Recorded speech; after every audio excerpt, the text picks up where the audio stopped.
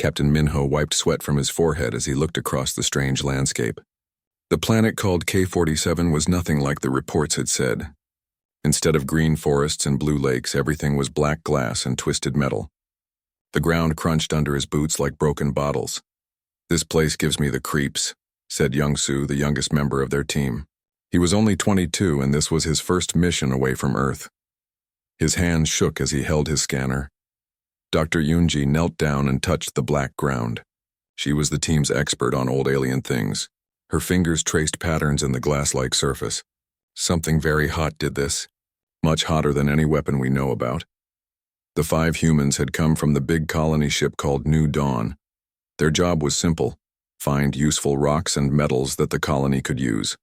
Nobody expected to find a dead world covered in melted stone.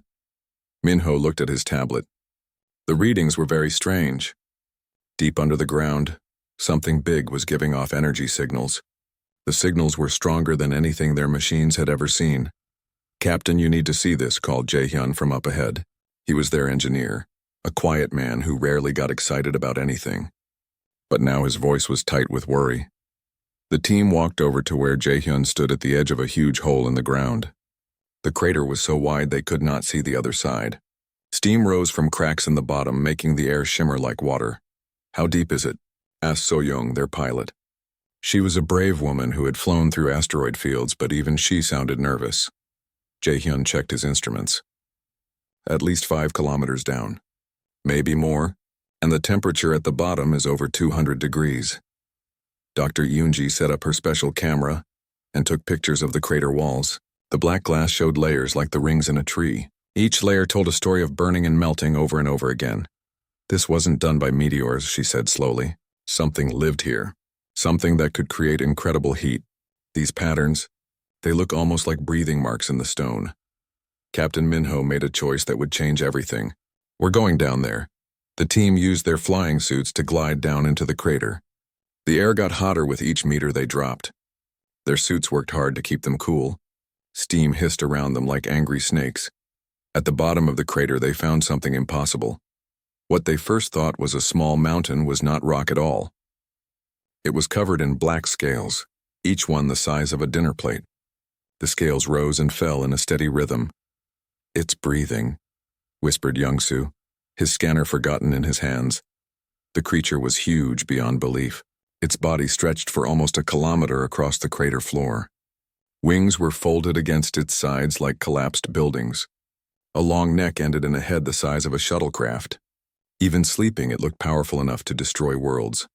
Dr. Yoonji pulled out every instrument she had. "The energy readings are off the scale. This creature is generating more power than our entire colony ship." Captain Minho tried to stay calm, but his heart was beating very fast. In all the stories humans told and all their myths and legends, there was only one word for a creature like this. "Dragon," he said quietly. The words seemed to hang in the hot air around them. None of them moved. They just stared at the sleeping giant and tried to understand what they were seeing. So-young was the first to speak again. "How long has it been sleeping?" Dr. Yoonji looked at her readings. "The energy patterns suggest a very long time. Maybe hundreds of years. Maybe thousands." The dragon's breathing was slow and deep. Each breath stirred the ash and dust around its great head. Sometimes small sounds came from deep in its throat like it was dreaming. "We should leave," said Jae-hyun. "We should leave now and never come back." But Dr. Yoonji was already setting up her equipment. "Are you crazy? This is the discovery of a lifetime. Maybe the most important discovery in human history. We need to study it, to understand what it is. What if it wakes up?" asked Young-Soo. Nobody had a good answer for that. Captain Minho looked around the crater. The walls were covered in marks that looked like claw scratches. Some were small, but others were deep enough to fly a shuttle through. Whatever had made those marks was strong enough to carve stone like clay. "We take readings and samples, then we leave," he decided. 1 hour, no more. But as they worked, Dr. Yoonji made another discovery. Hidden in the patterns of melted stone, she found the remains of buildings. Not human buildings, but structures made by someone else. Someone who had lived here long ago. "There was a city here," she said with excitement. "A whole civilization. And look at this." She showed them pictures on her tablet. The stone buildings had been beautiful once, with towers that reached toward the sky. But everything had been melted and burned, turned into the black glass that covered the planet. The dragon destroyed its own world, Dr. Yunji said quietly. The team looked at the sleeping creature with new eyes. This was not just a monster from human stories. This was the last survivor of a dead world, sleeping in the ashes of everything it had known. Captain Minho felt something he had not expected. Instead of fear, he felt sadness. The dragon looked lonely, even in sleep. Its great head was turned slightly, as if it was listening for something that would never come. "Time to go," he said finally. As they prepared to leave, Young-Soo noticed something strange. "Captain, look at its eye."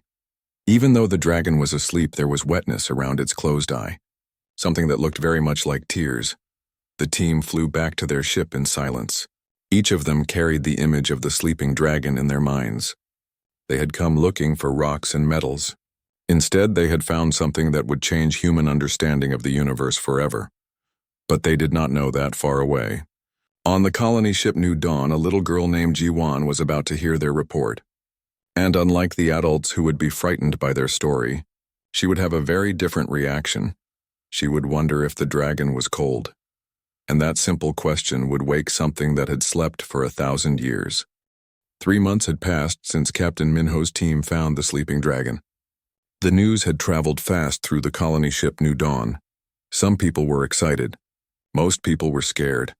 The human colony of New Haven was now built on the north side of the planet, far away from the crater where the dragon slept. Administrator Dongmin had made strict rules. Nobody was allowed to go near the southern part of the planet. Nobody was allowed to talk about the dragon near the children. But children have good ears. And 8-year-old Ji-won had heard everything. She sat in her family's small home, coloring pictures of earth animals she had never seen.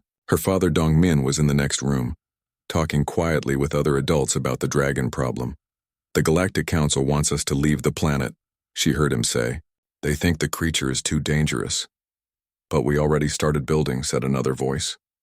"We have homes here now, farms, where would we go?"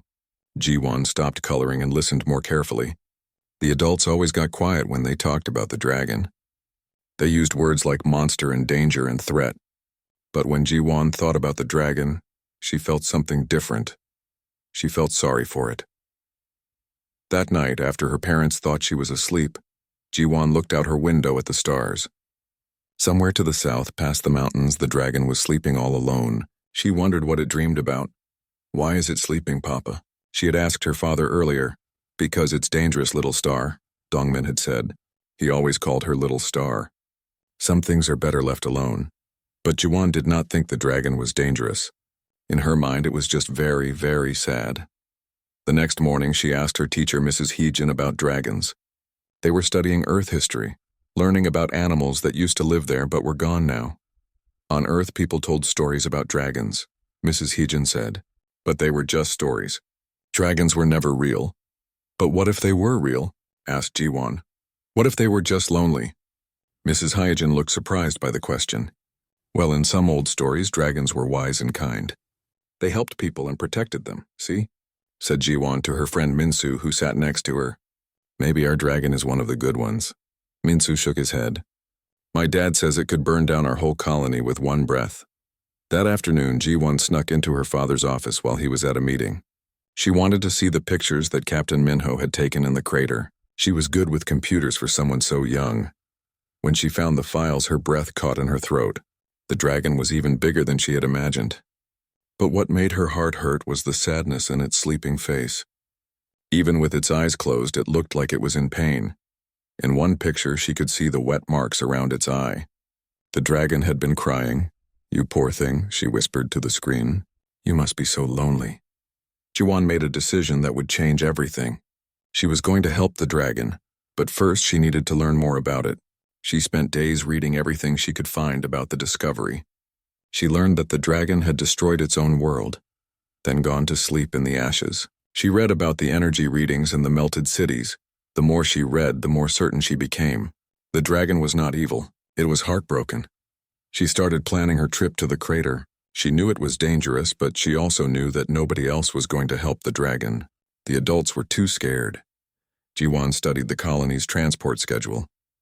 Every week, small shuttle ships carried supplies to the abandoned research station near the crater.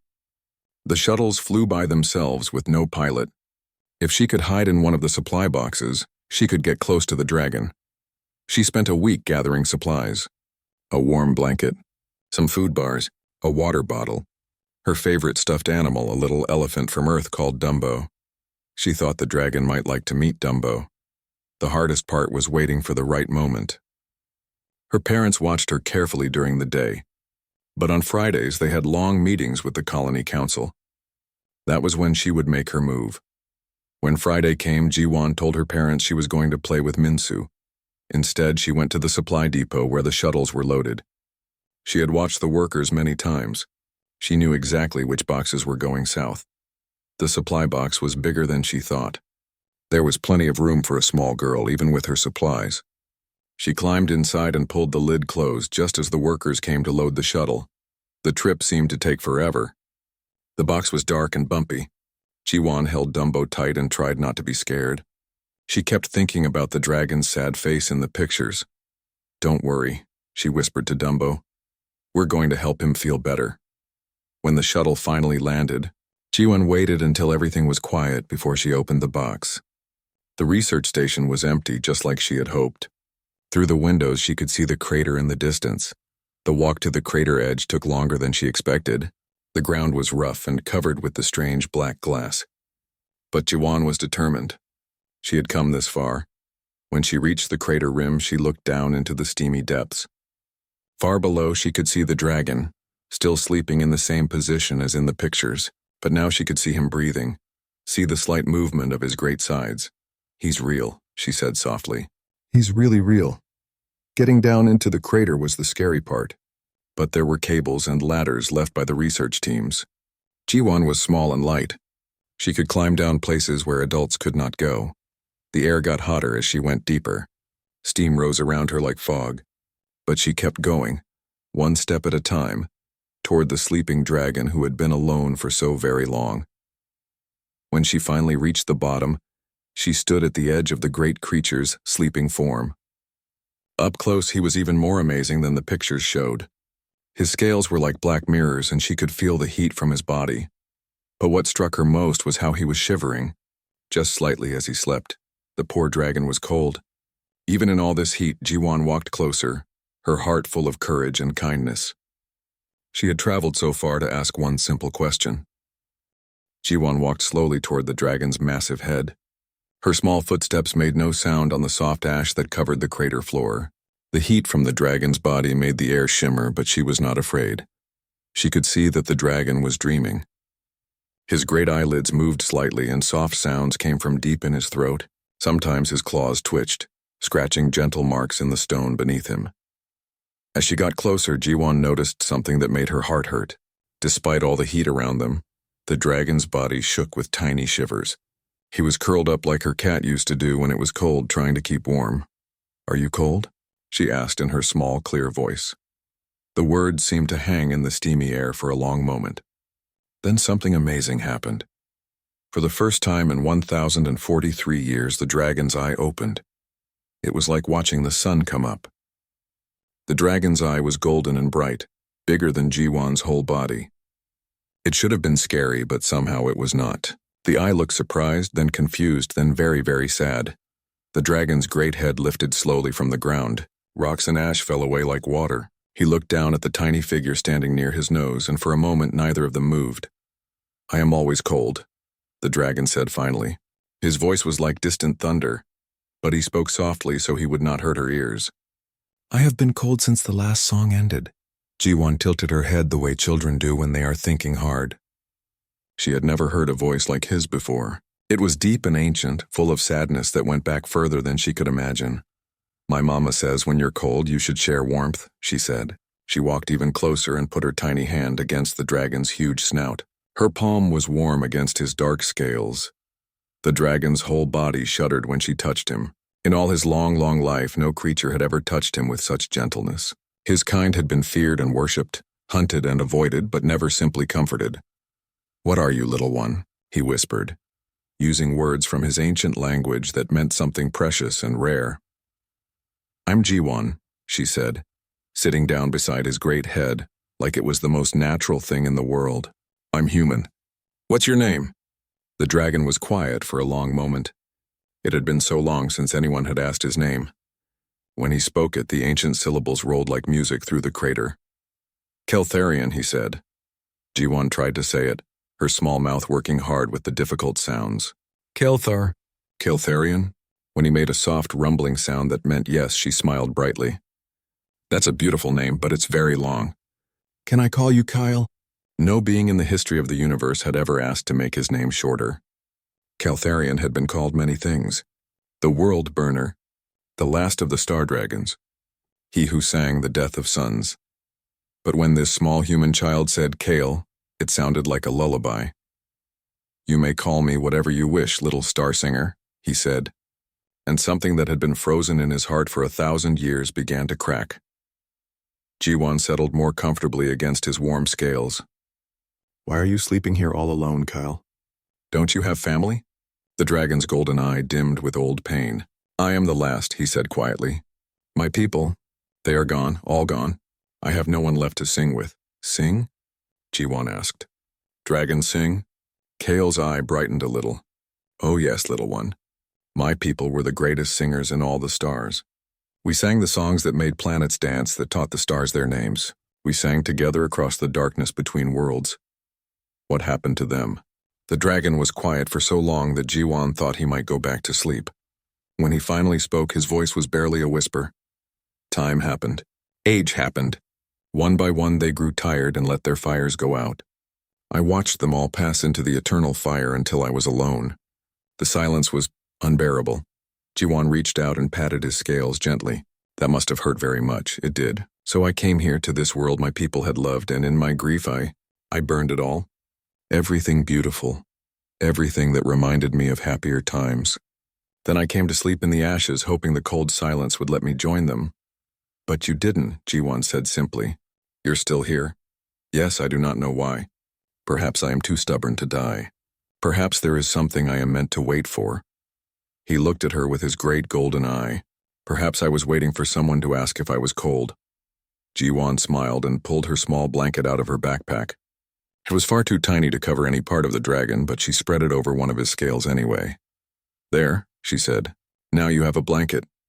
Kyle stared at the impossibly small piece of cloth covering one tiny part of his vast body. The gesture should have been meaningless, but somehow that little blanket made him feel warmer than he had in centuries. Tell me about your people, Jiwan said, making herself comfortable. Tell me about the songs. And so as steam rose around them and the crater walls glowed with heat, an ancient dragon began to tell stories to a human child.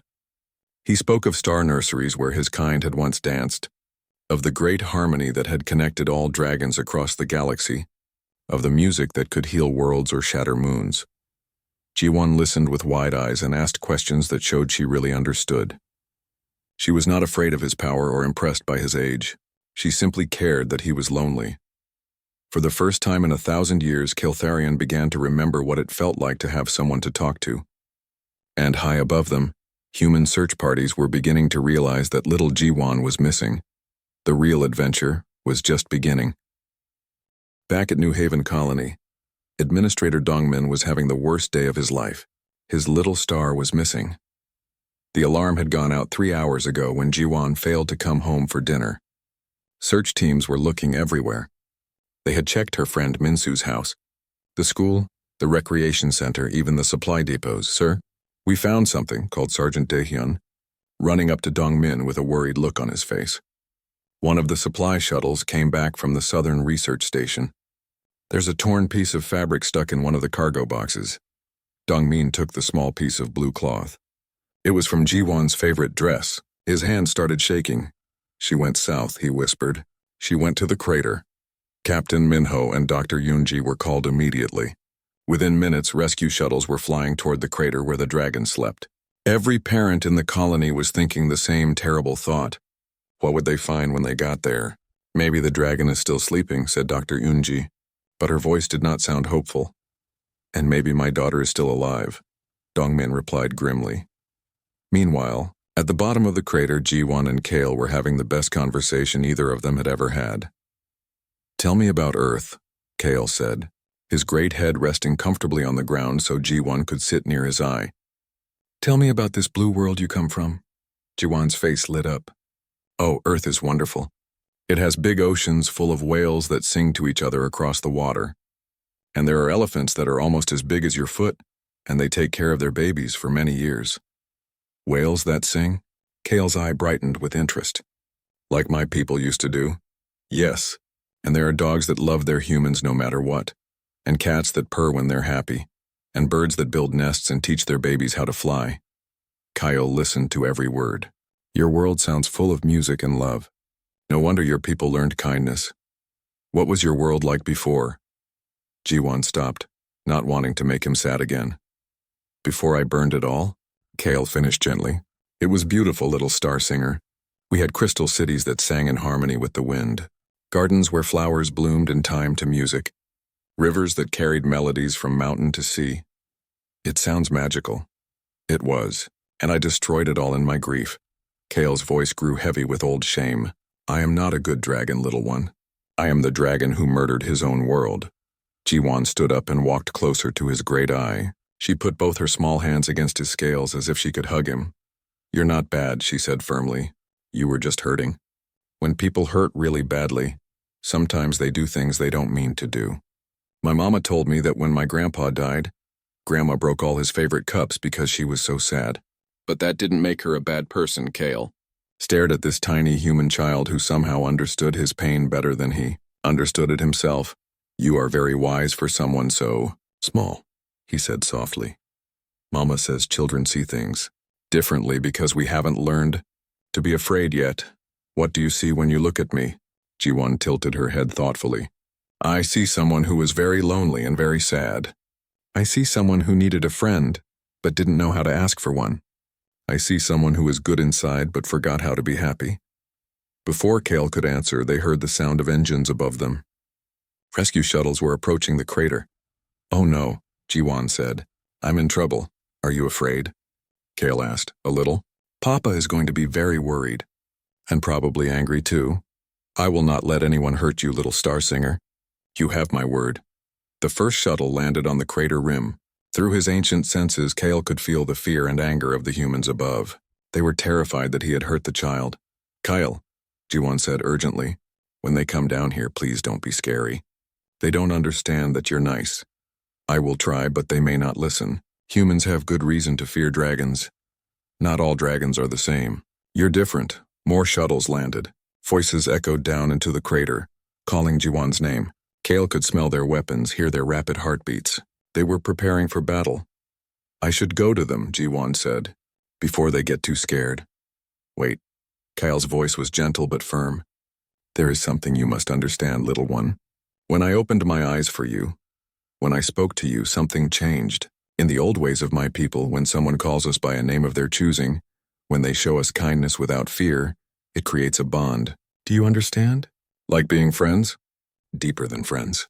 It means I am bound to protect you for as long as the stars burn. You are under my wing now, whether you wish it or not. Jiwan smiled brightly. I do wish it. I want to be your friend forever. Then forever you shall be. The sound of equipment being lowered into the crater reached them. Soon the humans would be down here.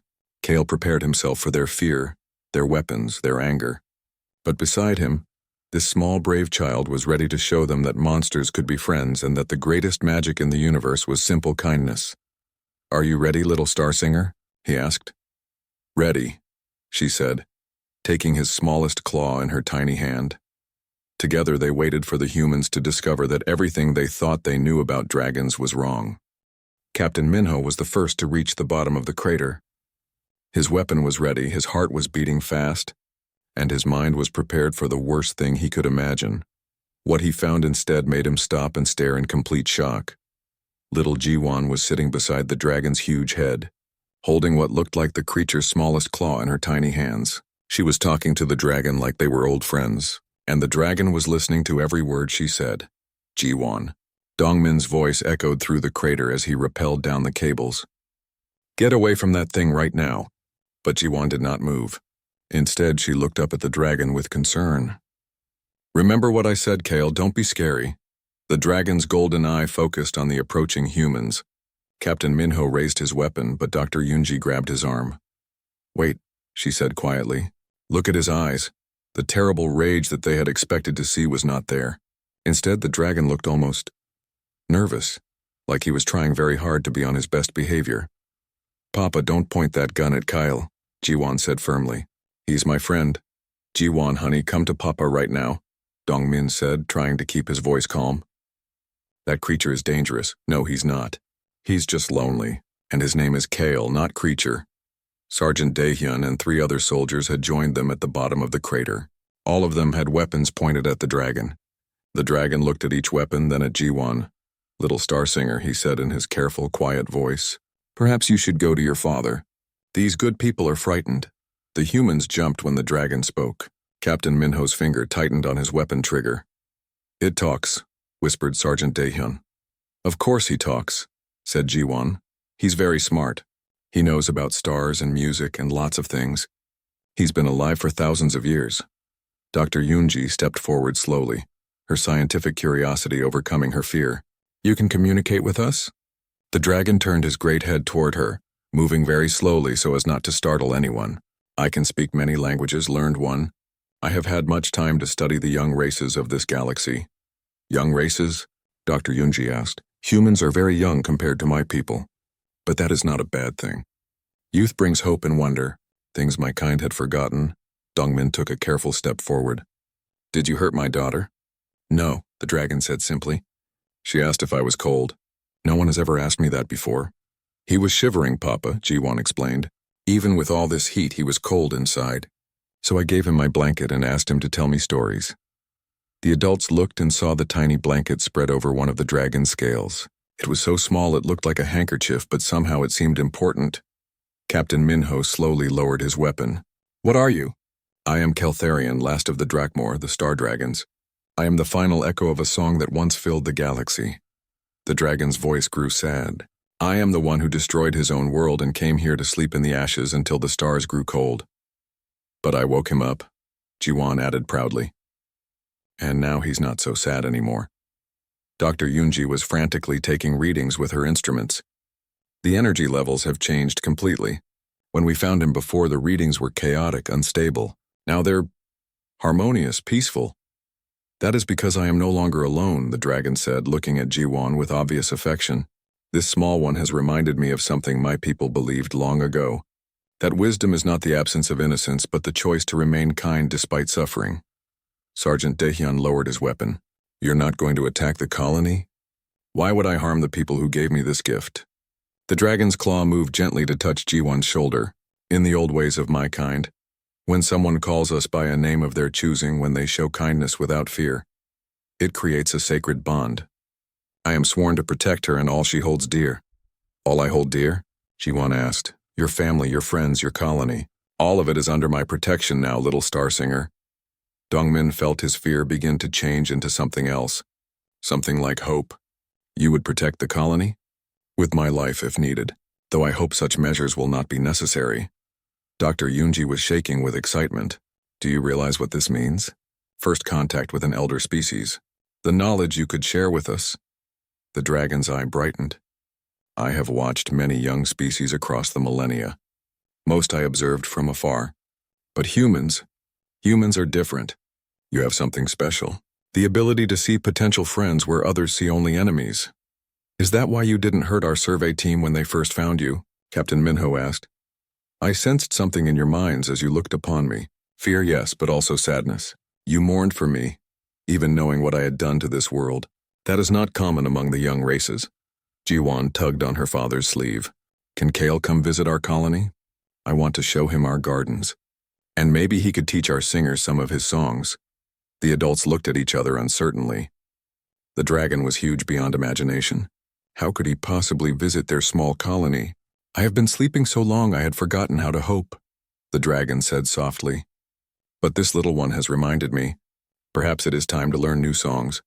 Perhaps it is time to discover what wonders this galaxy still holds."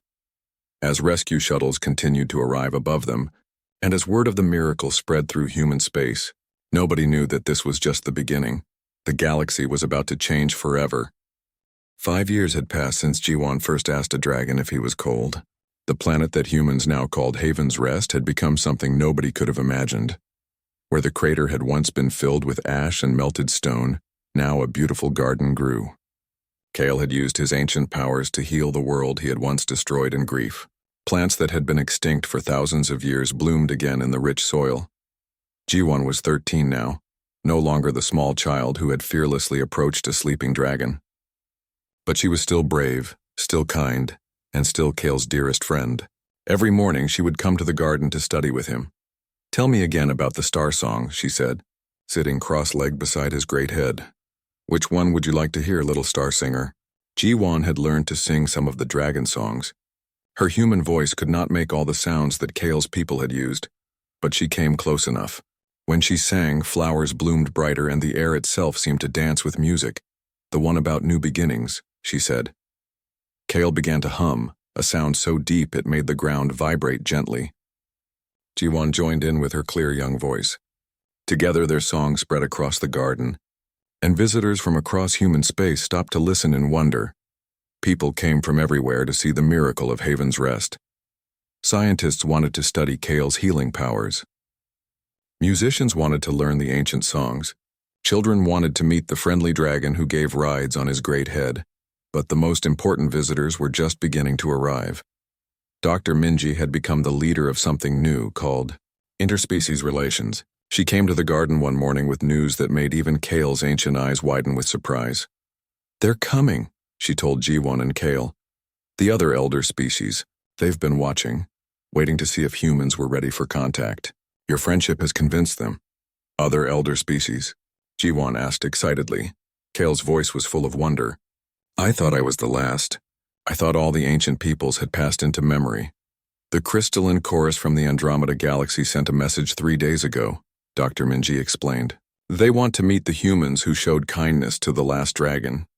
The Dreamweavers from the void have been preparing songs of welcome. Even the time dancers are curious about your species." Kyle looked at Jiwon with pride and amazement. "Do you understand what you have done, little one? Your simple question has awakened not just me, but hope itself across the galaxy." That evening, as the twin moons of Haven's Rest rose over the garden, Jiwon sat with her dragon friend and looked up at the stars. Somewhere out there, ancient beings who had hidden for millions of years were preparing to meet humanity. "Are you nervous?" she asked Kale. "A little," he admitted. "It has been so long since I spoke with others of the elder races. What if they do not approve of the bond between us?" "Then they're silly," Jiwon said firmly. "Anyone who doesn't think friendship is a good thing isn't very wise." Kale's rumbling laugh made the flowers around them sway. "You continue to amaze me, Star Singer. You see the universe with such clear eyes." Administrator Dongmin approached them through the garden paths. He was older now, with gray in his hair, but he smiled whenever he looked at his daughter and her impossible friend. "The first ship will arrive tomorrow," he told them. "The crystalline chorus. They've requested permission to land in the garden. Our garden will welcome them," Kale said, "as it welcomed you humans 5 years ago." Jiwon jumped up excitedly. "What do you think they'll be like? Do they really sing with crystal voices? Can they teach me their songs too?" "Patience, little star," her father laughed. "Tomorrow you'll find out." That night, Jiwon dreamed of crystal beings whose voices could make starlight dance. She dreamed of creatures made of living time who could step between seconds. She dreamed of weavers who could craft dreams into reality. When she woke, she found Kale already awake, watching the sunrise paint the sky in colors of gold and pink. "Are you still cold, Kale?" she asked, the same question she had posed all those years ago. The great dragon's eye turned to her with infinite warmth. "No, little star singer.